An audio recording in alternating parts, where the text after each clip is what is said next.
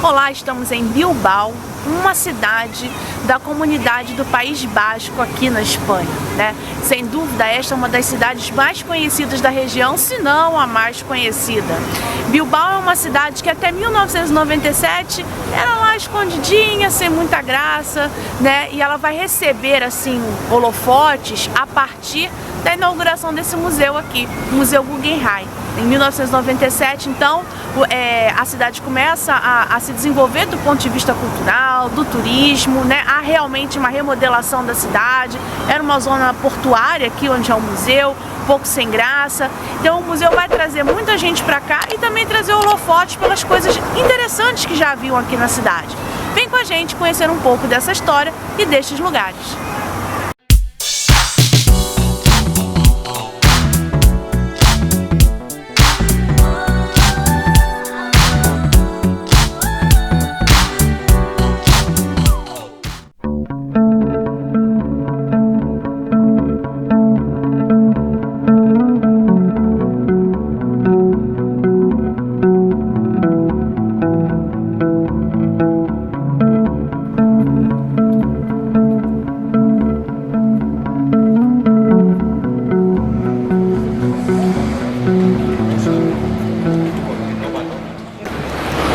Para tentar conhecer um pouco, né, a ocupação deste território, que hoje é a cidade de Bilbao, vamos recorrer ao Museu de Arqueologia.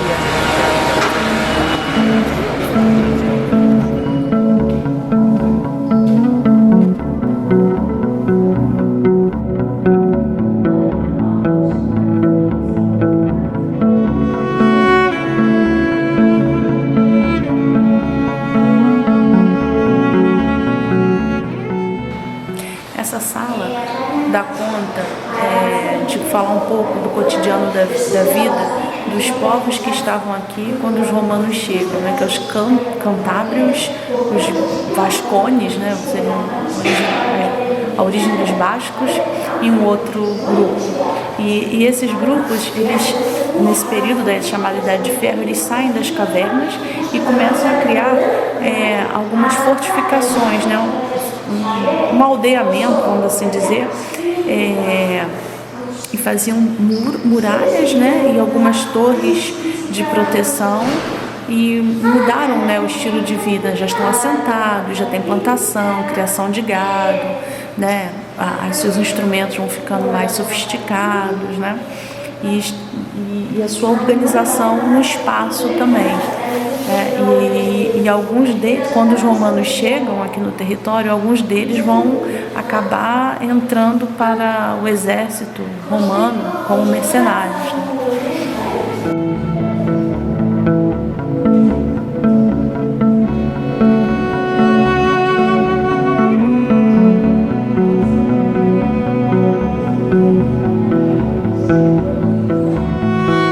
Estas moedas romanas do período do século I a.C. até o 2 depois de Cristo.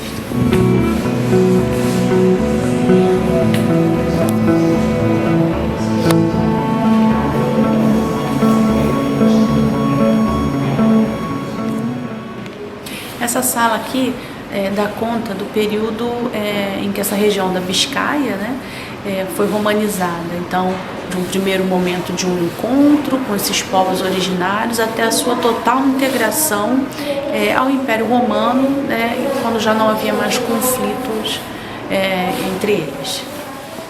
Essa sala começa a dar conta da Idade Média, né, aqui. E uma das primeiras coisas que a gente vê na exposição, que vai demonstrar a mudança, né, de padrão das pessoas aqui, né, tem a ver, padrão de vida, tem a ver com a sua relação com a morte, né, com as estelas funerárias, né. Quando a gente viu em uma das salas, até no período pré-romano, não havia enterramento do corpo.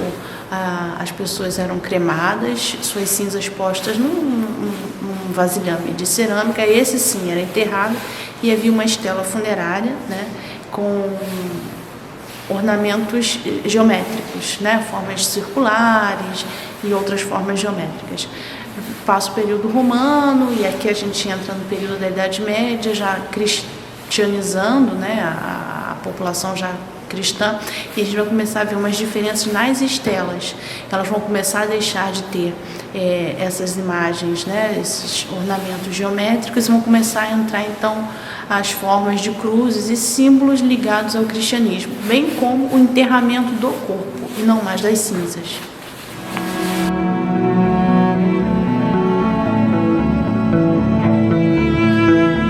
Uma das peças mais interessantes do Museu Arqueológico é o chamado Naufrágio Urbieta, um barco medieval encontrado sob a lama do estuário do Guernica em 1998.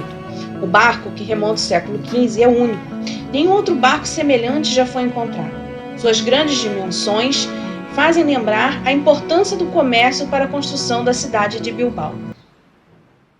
Desde finais do século XIII, Bilbao foi um enclave comercial muito importante, graças aos privilégios concedidos pela coroa de Castela, que permitiram, então, o desenvolvimento de uma grande atividade portuária, né, na exportação de lã, principalmente, e, em menor medida, das atividades de exportação do ferro que eram extraídos de pedreiras próximas.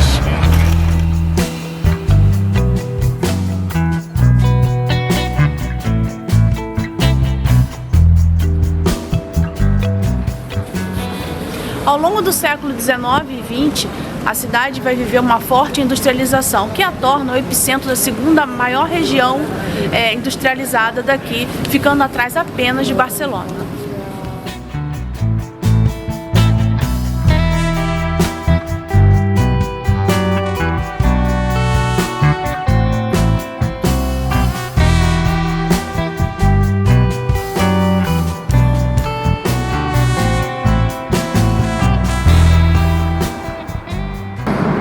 A construção começou em 1992, sendo concluído 5 anos mais tarde. Duas equipes, uma aqui em Bilbao e outra em Los Angeles, trabalharam conjuntamente na elaboração do projeto. O projeto, como se vê, é bem audacioso, né? Não foi unanimidade, pois alguns especialistas questionaram a possibilidade de execução dessa obra por causa de suas formas arrojadas e muito complexas.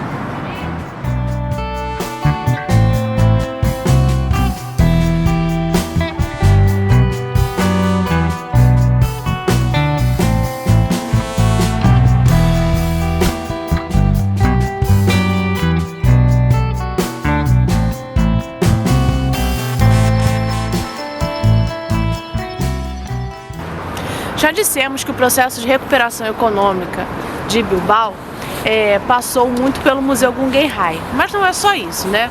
Devemos considerar também que a Espanha passou por um processo de desenvolvimento econômico grande a partir da sua inserção na comunidade europeia. Deixa de ser um país agrário, ultrapassado, e vai se tornando, né, uma potência econômica e cultural. É óbvio, né, que aqui a região ainda manteve algumas tensões com Madrid, né, mas não podemos desconsiderar Bilbao e a sua relação com o resto do país.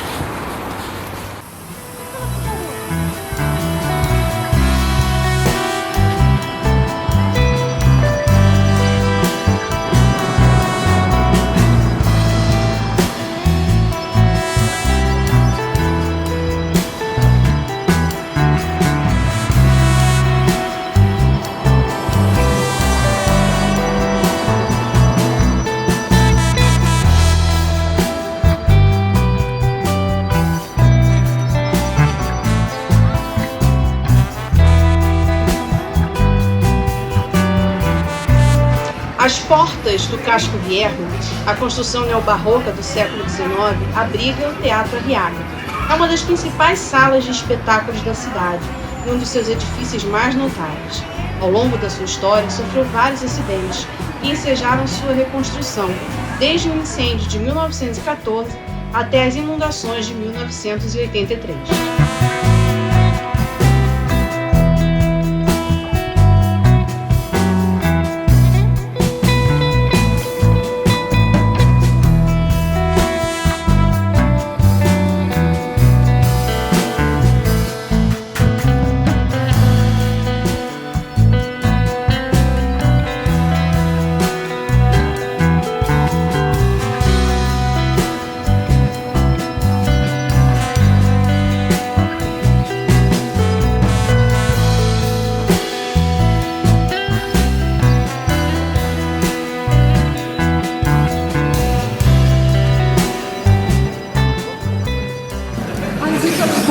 Viejo, né, ou centro histórico da cidade. Ele é organizado em 7 ruas paralelas que ficam entre a Catedral e a Ria, né? Essas ruas, na sua maioria, elas são apenas para pedestres, né? E por aqui você vai encontrar uma diversidade de cafés e bares para experimentar os seus pinchos, lojas para comprar seus regalos, né? E passear entre algumas outras atrações interessantes daqui, como a própria Catedral, o Mercado da Ribeira e a Praça Nova.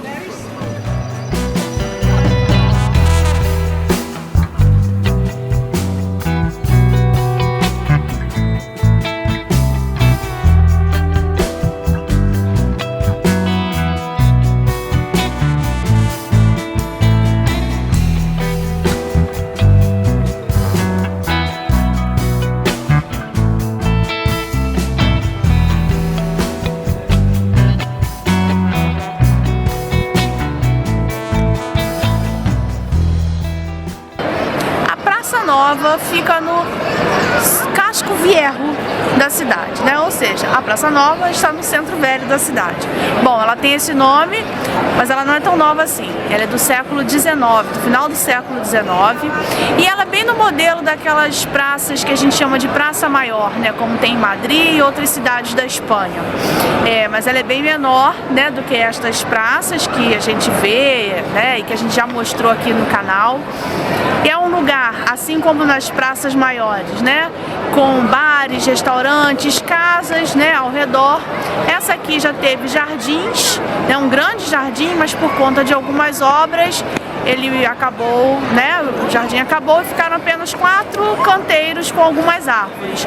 É um local de descanso, é um local para petiscar, comer uns pinchos, né, tomar um vinho e curtir um pouquinho de uma tarde depois de um dia de passeio pela cidade.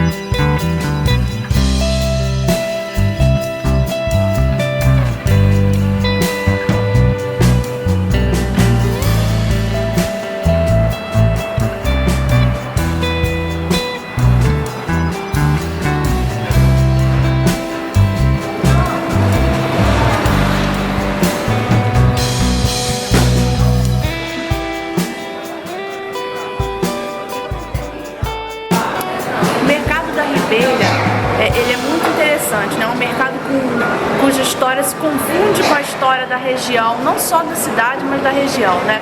Ele começa a funcionar aqui no século XIV e é um importante centro comercial para a região da Biscaia, né? E não só de Bilbao. E ele vai passar então por muitas mudanças à medida que o tempo avança, né?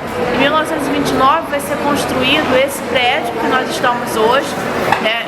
Um prédio inovador e moderno para a época. Em 1971 ele deixa de ser esse mercado tão grandioso, com essa importância para a região, e se torna um mercado mais local, né, mesmo as pessoas que moram aqui. Em 1983 ele vai ser, parte dele, né, vai sofrer por conta de uma grande enchente que tem na região, e a partir de 2010 esse prédio vai sofrer processo de modernização, né, e ter a aparência que a gente tem hoje aqui, e é mais um centro comercial mesmo, que atende a população, e tem alguns restaurantes, e a gente vai explorar isso aqui e sabe comer uns deliciosos pinchos também.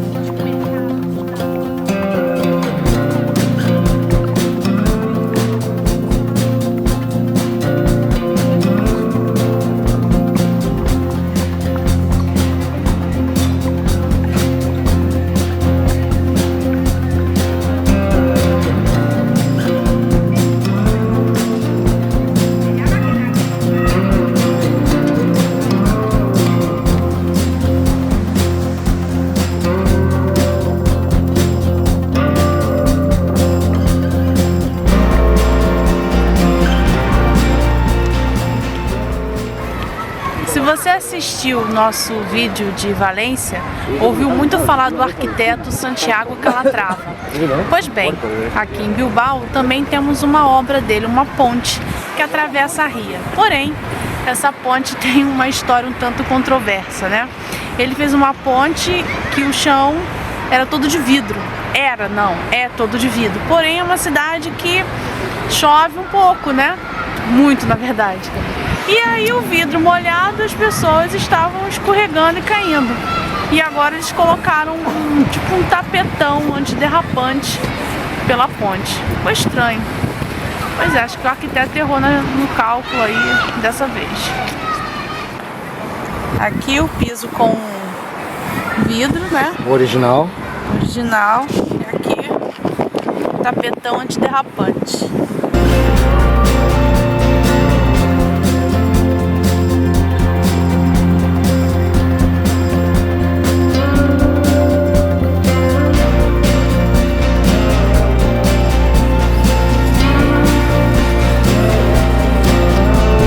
Diminuídas as chances de escorregos, podemos dizer que adoramos conhecer Bilbao e parte de sua história de construção e reconstrução.